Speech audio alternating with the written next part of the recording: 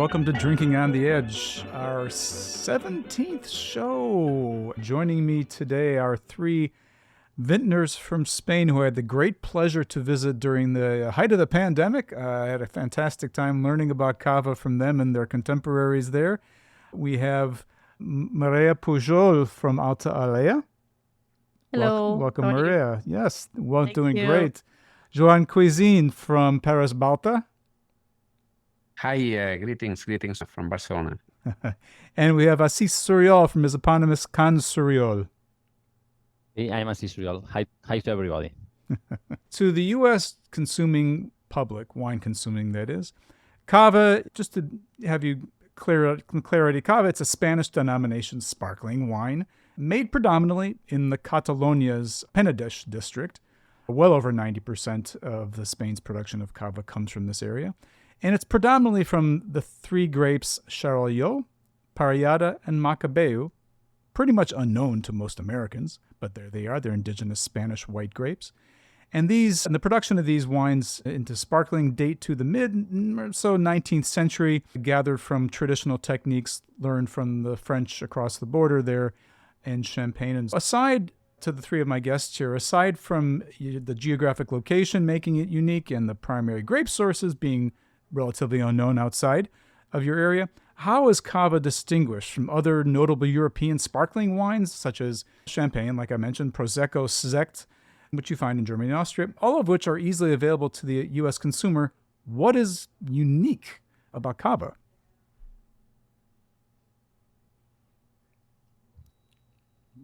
What makes unique a product, it's the people behind the product. And in this moment, it's really that we are a special people from Mediterranean climate, and also for the Cava. I think for the sparkling wine, the most important and different thing from the other sparkling wines that you explained is that we are in the Mediterranean climate, that it's totally different from Champagne, from Franciacorta, and from other regions, from other sparkling wines. We are a Mediterranean sparkling wine made with traditional method. So the proximity of Catalonia on the Mediterranean and the northern part of Spain near the French border has that particular influence from the Mediterranean, less so than by the Atlantic because it's a bit far away and protected by mountains from you. What do you think about that, Joan? I totally agree with as well here, especially in the Penedès region where we live, and close to Barcelona, we have a big diversity of types of soil happen in a very short distance, like from sea altitude. In a short distance, we go easy to 700-800 meters elevation, and this diversity of ecology, microclimates, together with the soils, also being so close to the Mediterranean, makes a footprint to the wines. Speaking of proximity to the sea, I know that some of your vineyards, Maria, are right at the sea. You're probably the only winery I visited that is located, with some vineyards at least, right at the Mediterranean. Can you speak to that a little? We are 1.5 kilometers by the sea, so pretty close, and we can, like everyone can feel this in our wines. We have this footprint that I always talk about, that you can drink part of the sea. Also, as Juan was telling, we have a diversity of different soils. In our case, we have a granitic sandy soil that also, with this balance of being so close to the sea, is super representative of our cavas. And adding what my colleague said about what makes us different, I think that one of the things that we have to be very proud in the last years of the Cava appellation that really differentiates us from other sparkling wines in the world is that all the Cava with more than 18 months of aging right now is organic. I think it's amazing in terms of the wine world, no? And you have to think, no, that everyone making more than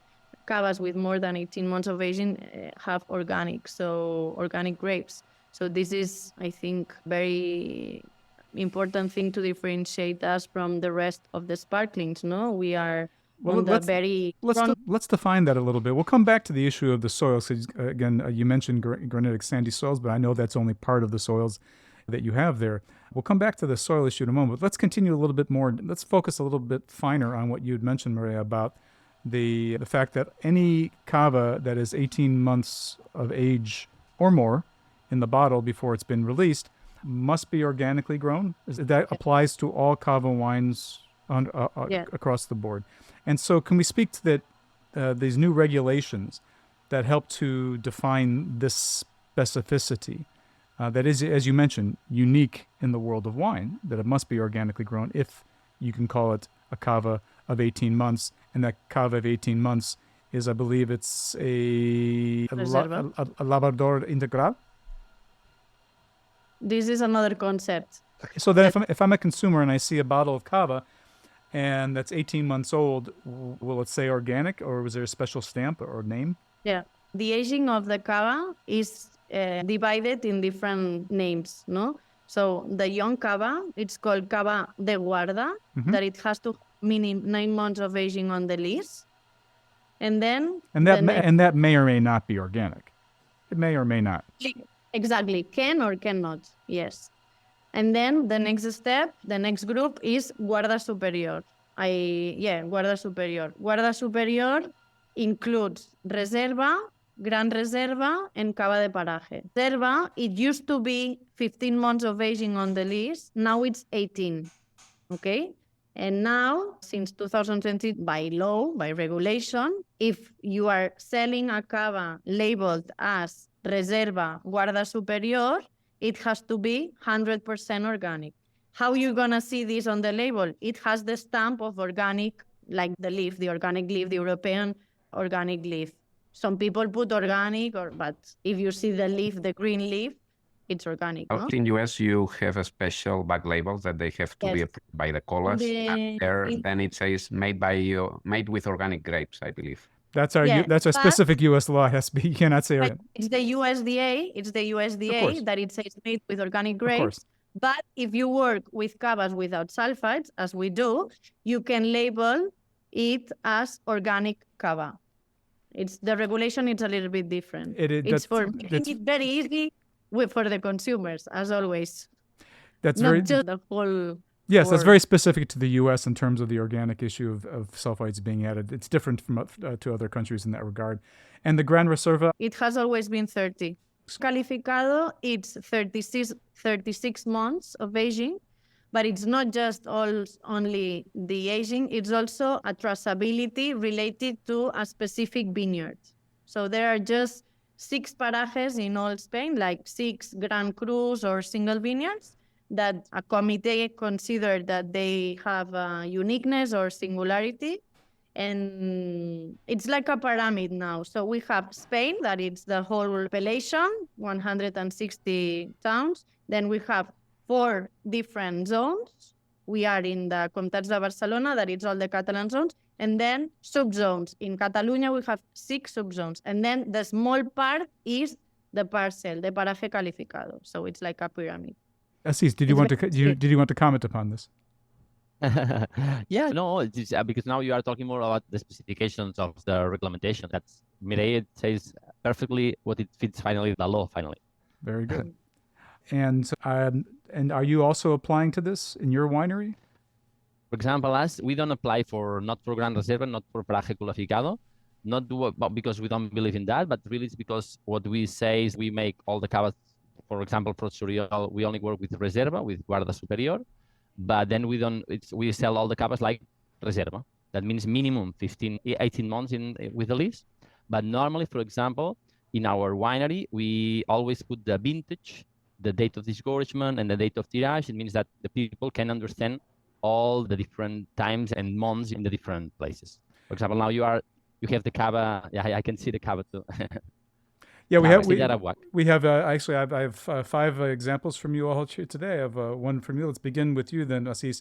It's a 2021, and it is a Brut Natur from Castel de Graboac. Yeah, that's the name of our house. Okay.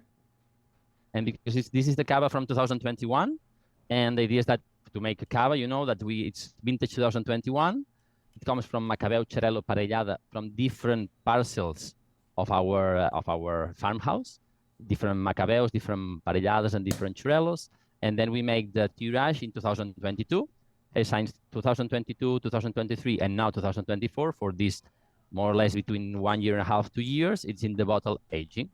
This is our Cava Castellera WAC, and we only work with Reserva, Guarda Superior, and we only work with Brunatures. This is a Brunature, and Brunature, as I suppose that more or less, the regulation says that you cannot add sugar in the moment of the bottling, of the discouragement. And this is the Brunature that now you are tasting. I'm tasting along here with my producer, Matt, and the proprietress of the shop that we are located in behind. Patricia of the Epicurean is also tasting it today. It's a little bit after 10 o'clock, and she's very excited to be tasting cavas at this time of the day. Great. She knows I only have good wines at my show. So she's when we have the opportunity to meet here, she goes, "Okay, great. I'll have wines in the morning." Great. And for those people who don't understand, what is a brut nature? Can you explain what the term nature or nature is? Yeah, the thing is that the regulation, perhaps Mireille knows more about me about the regulation specifically. But the idea is like, more or less, I have to understand that it's like, Brunature means no sugar added in the moment of the disgorgement, okay? Then it can have some sugar, but normally it's because of the residual sugar from the fermentation. Then you have the word extra brut, that it means that you can add a little bit of sugar, something like 5 grams per liter. I don't remember totally. And then you have brut, that is less than 15 grams per liter of sugar. And after that, you have semi or semi-seco. I don't know this because it's more sugar added, okay? In all time, people used to drink more semi and brut. Now people, it's more, they want to drink more Brunature and brut. And now we only work with Brunature because for us, it's the perfect way to show to the people our product without makeup, without any sugar that finally masks the product. And for us, it's the better way to drink our cava finally. For those listeners who are unfamiliar with the process of making traditional methods sparkling wines, the addition of sugar is, for the most part, essential into ensuring that you have bubbles in the wine. So don't think of this as an adulterant. It is a fully accepted and supported part of any quality wine production for making good sparkling in the traditional method. So what I think Assis is describing here, and I think would be agreed upon by the others, is that the sugars are added, the white sugar is added and then fermented out in a sense. It creates more alcohol, more CO2. That CO2, that carbon dioxide, is then trapped in the bottle, giving us the sparkling. Yeah. So we did leave the issue of soils behind, and as we sit here and taste and enjoy, and I'll get some feedback soon from my colleagues in the room here about this wine from Assis. If you can, Assis and Joan could speak a little bit about the soils. Mireille had already mentioned about the granitic sandy soils that dominate her vineyards, her house vineyards. If you can talk a little bit about your soils, if they are similar or different than what she was mentioning. Really, it's for example, Parés Balta in our company, where it's like we are located in a similar place, but after that they also have incredible soils in other places because Parés Balta have more extension.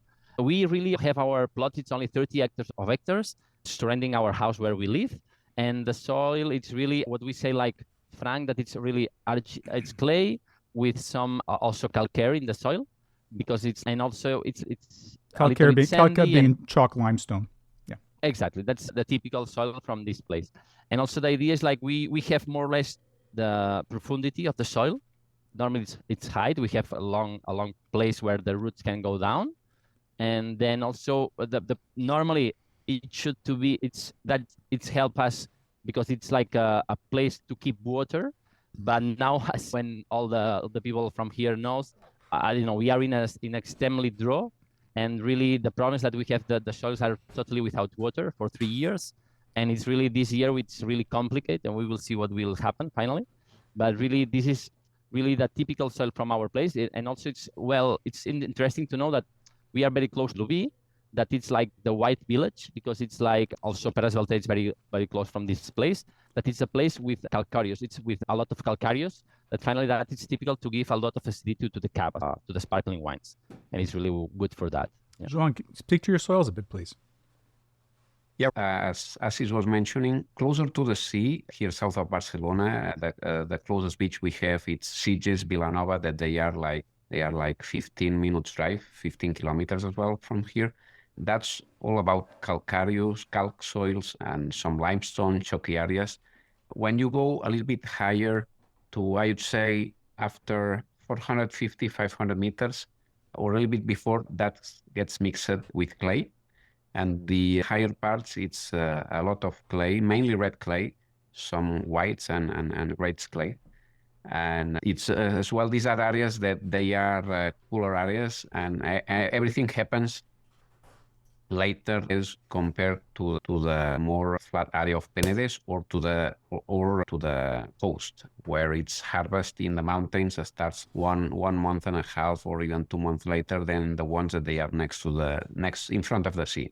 And this diversity of soils, microclimates, really makes also a footprint to the wines. Moray, are your soils then all granitic sandy, or are they different as well? Most of them are granitic, well, Suriol, that it's the decomposition of the granite. It's sandy, and it's the only difference maybe we are in our region, it's small valleys just in front of the sea. So it's true that in the lowest parts of the valley, there's more organic matter. I say more organic matter, but there's no organic matter. But there is a little bit more organic matter on the lowest parts of the valleys. But it's mainly Suriol. It's granite. It's very unique in that place, but it's like this. The soils certainly give a differentiation. One glass came back from Patricia that is empty, so apparently she liked it. Yeah, Matt's nodding his head as well. I've poured the two wines from Parés Balta, also labeled Brut Nature. Joan, this is 2021 Brut Nature that was sent to me. So the thought occurs to me, the emergence of Brut Nature as a label is relatively recent, and its growth is recent. But the two of you have made it clear this is what you're putting forward. Can you speak a little bit to how the impact of climate change, which is impacting the entire world for all kinds of reasons, the wine world no less, is impacting you, and specifically in the creation and development of wines that can be labeled Brut Nature, yet still have lots of vinous character, not just sparkling wine, crisp character, but also a great wine fruit character, as I've already tasted in the Suriol. For example, in the Suriol, what we also do different, it's like for the climate changing, it's really, I think that it's for me, it's really difficult to talk about that, because it's finally, I am a winemaker because of that, because we cannot change nature. We have to deal with nature. And finally, every year is like an experimentation. The problem is that really what is happening for the last 3 years, I hope that it will never happen again, but it's really difficult to manage, no? But normally, what we do with our cows is, as we don't work with sulfites, really very low amount of sulfites, all our wines, for example, make them malolactic. And that's a thing that also gives this kind of more flavoring and more tasty notes, because we make a batonnage with the yeast and the bacteria. It certainly adds to the richness in the mouthfeel. That's what gives a little bit like this batonnage that gives more, like it's more vinous. You taste more the wine. Absolutely. It's only like sparkling and bubbling. Yeah. I have to say that, but there's a line between these two that they have the same quality. Joan, is your wine treated similarly? Because your wine has also, it's not that big of a difference in terms of the structure and the feeling in the mouth. It also has that similar richness and delight that I had from Assis's wine. Our wines, the Cava Brut Nature that you have here, just Parés Balta Brut Nature, is not doing malolactic neither on the bottle or just before bottling.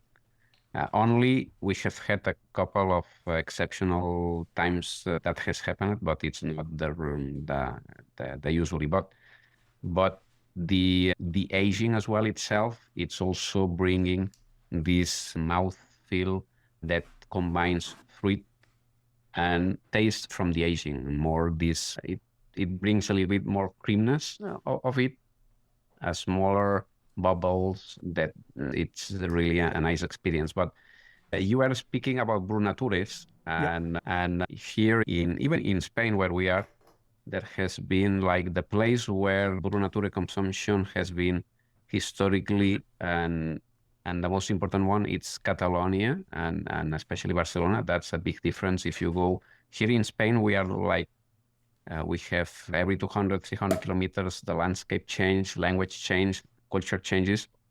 So we have very different ways of enjoying life and behaviors and food and drink habits.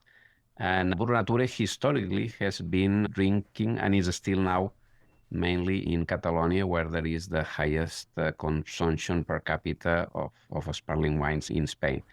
And in the export, in the old days, it started mainly like semi-sec or followed by brutes, and more gastronomically, little by little, the Nature is also welcoming. Like sommeliers, gastronomic-wise, they love the Nature that shows really the purity of the bubbles. But has my curiosity is specifically towards the question of, has the changing climate made it more sensible to make wines that are Brut Nature than it did, let's say, 10 years before? I would say that the difficulty is just to have grapes. In the last 3 years, as Sis was mentioning, we have had a terrible lack of rain, and that we are still suffering, and it's not looking good. The weather forecast for this 2024 is not looking good, unfortunately. We are on a margin of water every day. It's on the news about like not able to water your gardens, to fill the swimming pools. Now the gyms you will not be able to have a shower in the gym and things like that. And it's really a big thing that us as viticultures, we cultivate the vineyards. The money, effort, care spent on the vineyards, it's the same if you pick up grapes or not. So you go in September to pick up the grapes, and if there has been no rain, there are no grapes or very little amount of grapes. And that's really a big problem for all the viticulture and farmers like us here, that we have lots of vineyards that we cultivate. And if there are no grapes because no rain, we can survive with 1-2 years, but if it's many years in a row, it's a tragedy that we are facing. Of course. And Maria, are you experiencing similarly, despite being so proximate to the Mediterranean? Are you having similar hydric issues? Yeah, of course. And when we talk about the climate change, I think that there are two issues. One is right now is the lack of rain, but we have to think that maybe in a couple of years we will have a lot of rain. So it's going to be very irregular. But then I think that also something that it's going to maintain is the temperatures are raising up. And this is something that we can't control. We are, as a society, we are doing things to fight against lack of water, and maybe in a few years we will have to fight against big amounts of water. But what we can't fight immediately against is that the temperatures are raising up, and I think that this is the biggest problem, like in a long term. No, we have two different problems. And related, Mireia, with this problem that you asked about the climate changing, is the idea that more temperature means less acidity normally, and more alcohol finally. That's why really in the idea of Brut Nature, when you put like a brut more sugar, you need more acidity to make the balance. Then with Brut Nature, we need this acidity, but I don't know, if we are losing this acidity, finally the product can become boring also. Then the idea is really we have to work with the idea of maintaining this acidity, but with the increasing of temperature, with the weather, that's the difficult thing, I think, that from now and ahead. And Juan knows, we have been working for the last 12 years trying to find hybrids adapted to the climate change. And one of the things, we are finding hybrids with different characteristics, but something very also important for us is that the results, like the babies, the hybrids, and that they have long cycles. Because the problem now is that we are losing, like the cycle of the vineyard is getting shorter, no? And this is a big problem, is what Assis was explaining, no? At the end, we are harvesting now 2 weeks before, then the acidity is low down. We always work, I didn't mention, but we also just work with Brut Nature for different reasons. One is because in our region, we have a very great balance between the Mediterranean climate and our acid soils. So we can work with natural acidity pretty well. And it's our style of wine that we do, and our style of consumers is we are now enjoying as our third wine here at the studio here in Rhinecliff. This begs the question to me, because of the needs you're expressing here. Is there more experimentation taking place with red skin grapes, which for different reasons need more time to ripen? Is there more experimentation with red grapes, such as Garnacha, I think Tarapat it may also be red, and other grapes? Is there more looking towards making Cavas, not just your still wines? And by the way, for those listening, all these producers and other producers in Penedès make terrific still wines as well, not only sparkling wines. They make them both more often than not in that part of the world. So again, is there experimentation going on with red grapes to ease the problem that you're talking about? We are doing the experimentation with white and red, because is at the end we are having more problems with red grapes, because we start the harvest for Cava, then whites, and at the end reds, and they suffer more time of high temperatures. The harvest is later, so we are working with white and red varieties. In Alella we also make red wines. And also about the Brut Nature, that I think is also very related to something that I think that you wanted to talk about, is the vintage. I think that it's also, if you put a lot of effort on every single vintage, and every vintage is different, and you want to label your wine as vintage because you consider that for you it's very important, to show to the consumer that at the end each vintage is different, and it has to be different. You have to show differences. For me, it's special, and it's a way of traveling through time, and it's important. If you start adding expedition liquor or sugar, you're losing this. You're losing the essence of the vintage, And it's also important when you think about Brut Nature, it's not just the sugar. It's also expedition liquor, like old wines or something to homogenize the wines. I think that the three of us, the wines that we do, they are very expressive, and we want to show this. We want to show the vintage. We want to show the differences, and it's a motivating thing also for making wine every single year. If not, we will consider ourselves like a factory of wine, and we are wineries. It's a little bit different. And I think that this is also something that differentiates us from other sparkling wines, And it's, as I say, it's something that, I don't know, it's a challenge, and it's something that motivates us. And also, I think the consumers that drink our kind of wines are looking for this. Yeah, so we're also tasting your 2021 Brut Nature. And it's also worth bringing to conversation the issue of not only are you all growing organically, which is quite clear in the wines that you're making. All the things that you are talking about, we are organic, biodynamic. We try to make the things in another kind of way. So as well, on your cork, Joan, you have posted on your cork biodynamic as well. Are you all growing biodynamically, or in different versions perhaps, or not at all? I don't know Mireia, but In Parés our Balta is case, doing... yes, at Parés Balta, we have all our vineyards grown biodynamically, and all of the vineyards are certified by Demeter for biodynamic. For example, our vineyards are not certified by Demeter with Demeter. We are running our vineyards with an association that is called Terrodinamica, that it's a Catalan association who promotes the biodynamic agriculture in our land, finally. Yeah. Great. And Maria, you're not experimenting with biodynamic?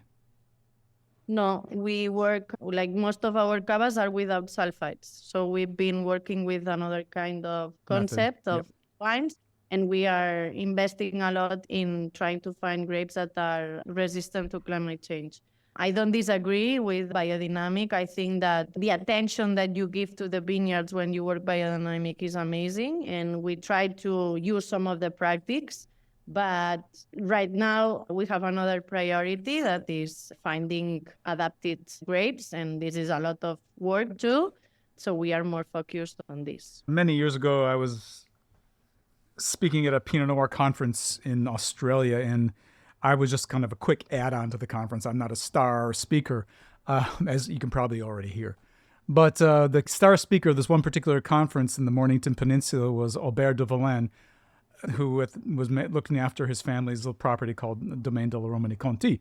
And he and I had about 30 minutes in the back room to just sit and talk. And I thought, what a great opportunity. I had met him only once before. I was living in London at the time. And so we had a great chat. And amongst the things I learned from him, because at that time he had worked organically for a long time, of course, had spent years with biodynamic principles and working them in the vineyard, but was reported to be leaving it behind. And I asked him, so Alberto, tell me, why is it you decided to leave biodynamic behind but keep on with organic? He said, when I looked at the quality of the wine versus the investment I was making with biodynamic applications, the difference was not so strong so as to keep up with the biodynamic. As long as I was really strict about my organic principles and everything was as they always were, that was enough to make it good. And this is from a proprietor who has no problems about investment for the quality of his wines. And so I learned from that, yes, if you want to take that extra step, it can make a difference, no question, but it may not be the best value for you to do, especially as a small winemaker whose wines don't sell in the thousands of dollars per bottle. So there you go. So talking about vintages here, most European sparkling wines sold here in the United States, Cava included, they do so without the benefit of a vintage applied to it clearly on the label. Whether or not it is a vintage, that's another question, but it might not be that way. People are accustomed to seeing NV or non-vintage in their champagnes or California wines, even if they don't look for the vintage so much. So how does the issue of vintage comport with the understanding and production of your cavas? Do you sell based on vintage? Because we've already talked about the difficulties you're facing each year with climate. So what sort of pressures you be feeling to make non-vintage wines to ameliorate the problems that you admittedly are having with difficult vintages? Is there a thought to making a multi-vintage wine or non-vintage wine rather than these absolutely lovely 2021s we've had already from all three of you that are delicious? So what are some thoughts about this? In Champagne, they use non-vintage because they really try to manage. They have 1 or 2 good vintages from each 10, no? And normally in Catalonia, we have 8 or 9 good vintages for 10. But now in this moment, we are in the opposite. It's like they are having more good vintages and we are having less good vintages, no? That's a part of the climate changing that it makes this. But finally, I think that in our ADN, in Suriol, and I think also from Alta Alella, what I hear, and also from Parés Balta, we want to work with vintages because for me, it's really impossible to sell a product of, I don't know, from different vintages without the soul of each vintage, each character of the vintage finally. Then I don't know what we should do because the one thing is that we have to increase the price when we have a good vintage. And then, because for example, in 2020, we don't pick grapes because of mildew. We don't make 2020 Cava. You cannot see Castillera back 2020 because it's not anywhere. Then some years we are going from 50,000 bottles, and now we are arriving to 30. And I don't know. Really, we should have a problem because finally, I don't know. But it's part of also from our in Suriol. It's part of what we want to do. We want people to also with my father when he starts the project with Suriol and with the Cavas. He started labeling in 1991 Cavas from single vintage. Then, I don't know, for me, it's part of our ADN. What about for the two of you? The problems that we are facing with the climate change, it's more about quantity than a quality. When we say that we are not having a good vintage, it's not that the quality of the grapes is bad. That's not at all. It's that we don't have we have really a very poor quantity of grapes, but the jus, the wines, the cavas you can produce with those are super high quality. But the problem of having no rain is, in our case, is not about the quality, it's about the quantity in our case. As you said previously, yes. Yeah, and just 100% agree. That he was, sorry? Yeah, 100% agree with you. That's also what I say, Joan, that it's perhaps we have to increase the price of the Cava finally, because finally it's the only way. Yeah. On the good side, Cava's ascension in the United States has been a slow but steady process, and the quality of Cava has risen dramatically overall. The number of producers making quality wines exported to the U.S. has increased dramatically, back from 30 years ago, to be sure. What How did all this occur? How does it taken the U.S. consumer to really understand the quality that is inherent in the Cava wines that folks like yourself, small quality organic producers, are making? With my experience traveling in the US, that it's been during the last 10 years not bad. I still have to say that when I travel, because sometimes I travel to big cities, sometimes to small cities, I still see a lot of entry-level cava, it's true. We have to be honest, and lots of young cava, okay, with no vintage, like the big volume. It's true that if we are honest, but on the other side, there's also, I always come back very surprised on the knowledge that people on the wine industry on the US have about our wines and the wines around the world. How educated are people in the US about wine? They know a lot of things, no? And I think that there's this passion about knowing about wine in the US, like the people that work in wine industry, that I'm really surprised always. People know sometimes what is the panza blanca, and I'm like, really? Really, really that? It's amazing. And when I talk about the grape, for example, Mataró, that it's a synonym of Ré or people know what it means, no?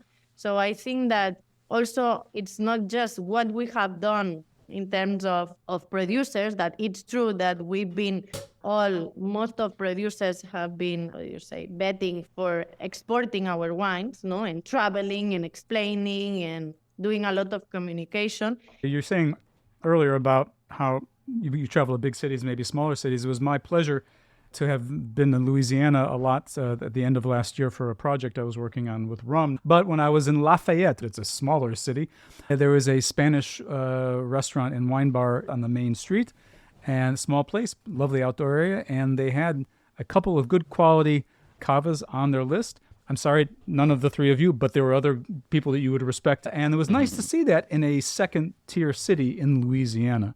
There is hope to be said for these quality wines. And going back to the vintage issue really quickly, Joan invited me the Blanca Cuisine 2014. I've just poured. Matt, Matt's shaking his head in different ways. He likes it. He's enjoying it, yes. I've written about this, I praised it in a recent article on the 2012 vintage, I think it was, as well. Yes. You'd like me to speak about it or just David? If you could say just a couple words about it, yes. Yep, it's a cava named Blanca Cuisine, that it's named after my youngest daughter.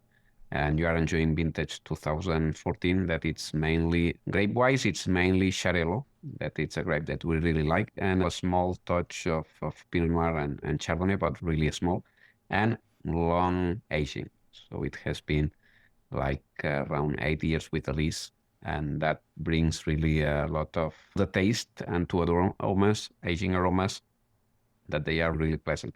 The color of our cavas, Parés Balta, it's a little bit above average, because also we work with minimal intervention, very low sulfites, as Mireia also was mentioning, and to show the quality of the grapes. Do you leave the skin in contact for an extended period to generate this color, or no? No, in this cava. So this begs the question here. You mentioned about the enjoyment of this. To what degree is cava in Spain enjoyed, whether as a celebratory drink or a refreshment akin to a beer? I don't want to be disparaging by saying that, but it can be refreshing still, or in a culinary capacity. So in Spain, how is there a particular way that cava is enjoyed, or can it be enjoyed in all these manners?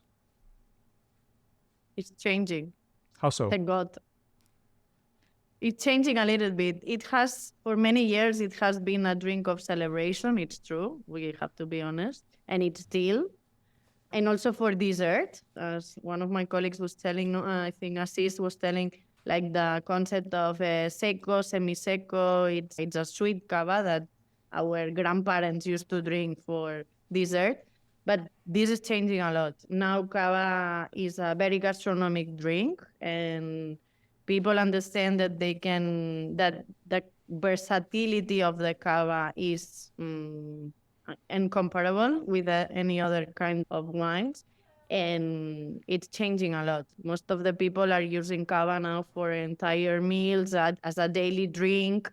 Also, the concept Brut Nature helps a lot because people understand that it's without sugar, so it's more healthy too.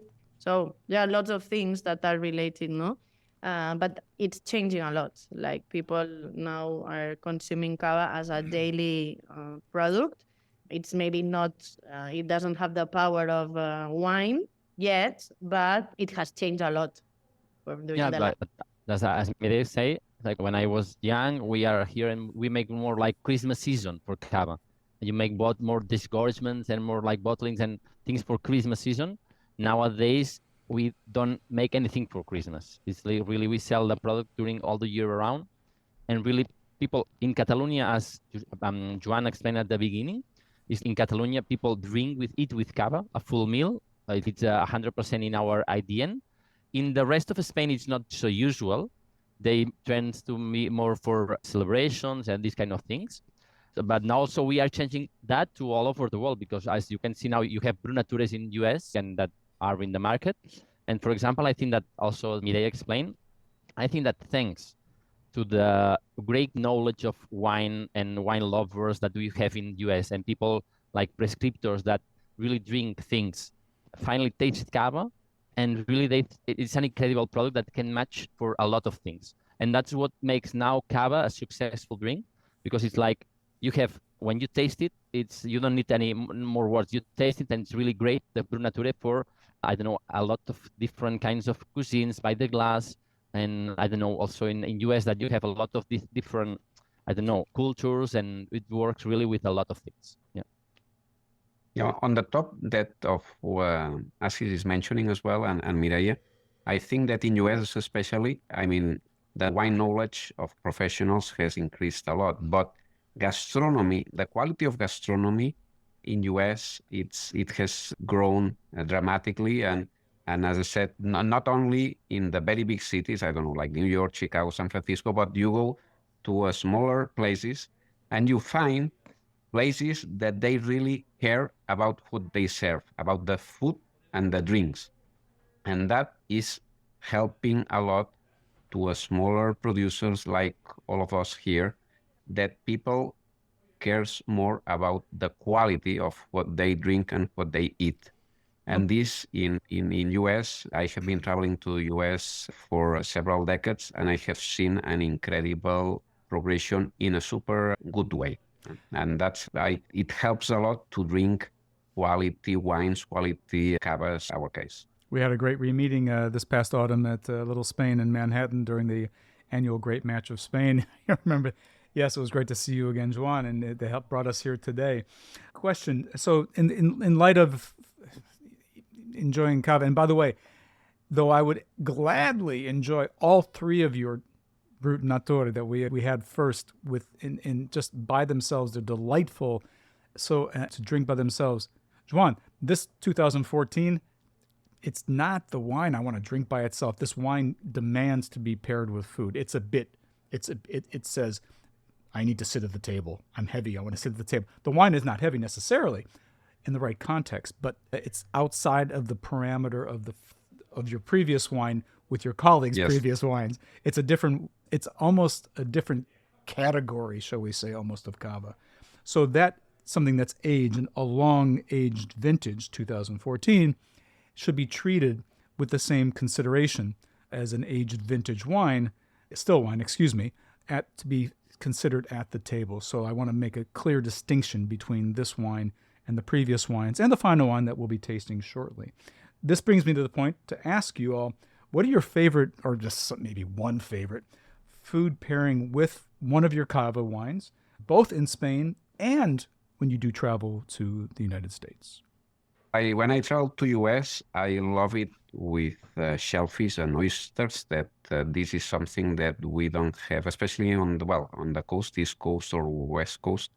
That here in Spain we don't enjoy like oysters or shellfish the way you enjoy it in US. Okay. In US you have easy access to high quality of them, and it's when I am in US I always like to enjoy some oysters and fantastic pairing. It's a nice bottle of cava. Certainly in New Here York. at home, Certainly in New York. I enjoy it with very simple could be, we call it pan tumaca, that is just the bread with the tomato wrapped on it and a little bit of oil, and the jamón, the Iberico jamón. It's a fantastic which we finally can get again in the United States. A few months ago, the law changed, and we can get the true jamón ibérico in the United States now after many years of it being unavailable to us. Look for that in your fine butcher shops. Asís, Maria, any favorite pairings from you? Wow, because finally, finally, what I want to say is like pan tumacat also, because it's our daily thing. Snack. It's a daily snack. For me, yeah. Exactly, it's our daily snack, and for me, Cava is that. It's also, for example, I like to ride the bikes, a mountain bike, and here, and also I always ask as refreshing like a glass of Cava when you go to elsewhere, in the mountains, you have a glass of Cava there. And also the other important thing for the Cava for me is like my wife, he likes wine, but finally she loves Cava, and then home always we have a bottle of Cava, open it, then it's all the time it's Cava.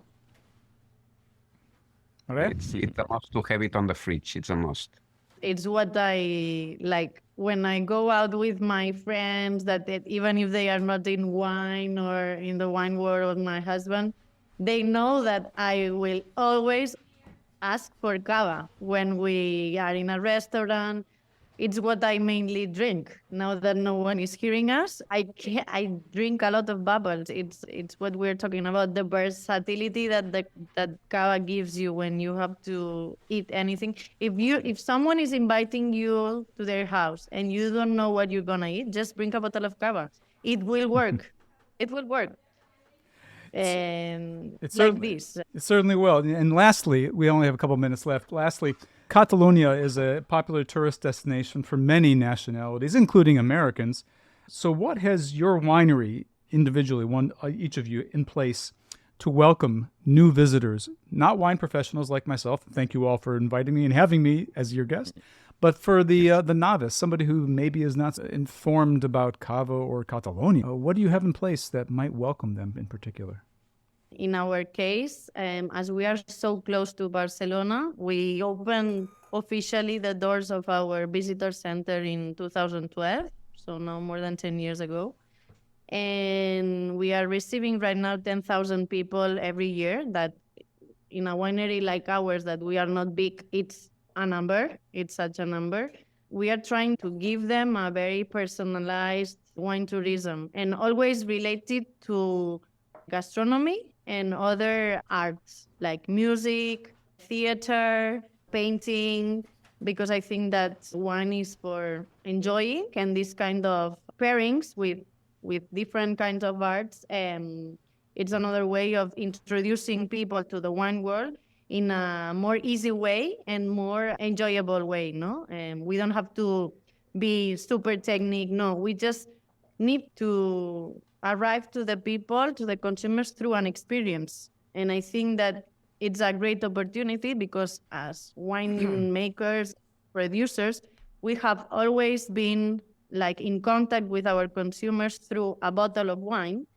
And it's difficult sometimes to show the people all the effort that it's beneath that, no? But when you can arrive to the consumers through an experience and they can smell, they can walk, they can touch, they can ask, no, they can feel it, then they become your fans. So, Joan, how's that? How's this worked for you at Parés Balta? At Parés Balta, we are open 7 days a week, from Monday to Monday, and as being as well so close to Barcelona that it's by car it's 40 something minutes, by train it's around 1 hour. So we make people enjoy first the vineyards, that people can have a shorter, that would be like 2 hours or up to 4 or 5 hours if they want to visit more the vineyards that we have in the mountains with all the history that goes back 2,000 years ago. And your archaeological ruins you have Yes. on site as well. Very interesting, I thought. Yeah, but to show the very ancient ruins from the Iberians, that we need at least 3 hours and a half, 4 hours. If they come for 2 hours, we don't have time enough to show them. But it's to make people enjoy the weather we have, the soils, the area that we have. We speak also about the winemaking and the process, but we focus more on the vineyards and on the tasting. And people, we also have a wine bar that it's open and people can come without appointment and enjoy some tasting of different cavas outdoors in the patio. And USCs. And no, I need to be quick. Really, two things. One is all the three that we are here. It's elaborados integrals. It means that we have the vineyards, the winery, and everything. That's why we show the vineyards and everything finally to the people, because we are into the vineyards finally. But the second thing is also, for example, to make. We have a wine bar. We have also the tourists all by day. But normally we make more for application, the idea. But at the same time, for example, now in this moment we have a tour that it's like a person who's a Thomas, that also Joan Cousinet knows this guy, that is coming to our winery and other wineries here in Penedès, making tours for American people. And they make you can ride the bike from Vilafranca, you take the train, you ride to Vilafranca, and you ride the bike, and you make 1, 2, 3 different wineries in the Vilafranca, in this region. And then you go another time to the train station and go back to Barcelona. And it's a popular tour that I know that they are going to Parés Balta too, and other wineries. And it's really a good thing also to ride the bike here, to enjoy the climate, the nature, and everything. Yeah. And as well, both you and the Marais have great terraces in which to enjoy the wines. What Joan was describing before, he had vast views in the back country that I remember. The two of you had great views at your home terraces to share with the public. Though I tend to write mostly for the wine business people, in the capacity having visited Catalonia, this is probably my 15th time in my life, but whatever. The takeaway was, I wish I was writing for the general public, because what you have to offer for the average wine consumer is tremendous. In so many ways, your proximity to a major tourist destination like Barcelona makes you very convenient. But the quality of the wines you're making, which is what we're here for today, is such that everybody go to your shop, go to your bar, go to your restaurant, look for these wines, look for other great Cava wines as well. There's a wealth to discover. And when you have the time, go to Catalonia and visit with Assis, Maria, and Joan. Thank you all for drinking on the edge. Thank you. Thank you very much. Thank you very much. A pleasure. Thanks. Okay, I'm going to end the conversation, and we're just going to cut out. Anybody, Okay. if you have anything more, texture or email me. I will let you know when this is posted. If not next week, the following week, it will go up. Perfect. David, I want to thank you very much for your help to spread the word about what the small producers do. And really, I was really happy to say hi to you last year in New York. Sure. And whenever you come to the area again, stop by our places, Assis, Mireia, or at home. Believe me, I have many great memories. The fact that it took place during the pandemic was just one more added Yes. craziness to it all. I'm looking forward to coming back again very soon. And Maria, I'm sorry I did not mention your rosé that I opened, but the problem was when I opened it, it exploded all over the room here, and almost half the bottle was gone. Unfortunately, nothing was damaged. Well, this means that you have a nice perfume now. It's No, good. the flavor, the taste and the flavor was great, but I couldn't mention it because we were too busy with other things, and there's many things to discover. Thank you all. Enjoy. I hope you get some rain, eh? Yeah, we are praying for it. Same. Thank you so much. Bye all. Thank you now. Adéu. Thank you. Adéu a tothom. Bye, bye, Vagi molt bé. Encantat. Gràcies. Un plaer. Ciao.